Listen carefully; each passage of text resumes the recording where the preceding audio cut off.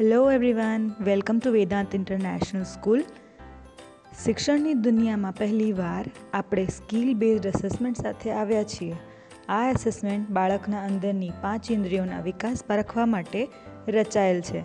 આ 5 ઇન્દ્રિયો છે: સૌથી પહેલું દ્રશ્ય કૌશલ્ય, સાંભળવાની કુશળતા, સ્વાદ પરખવાની કુશળતા, સૂંઘવાની ભાવના અને સ્પર્શની ભાવના.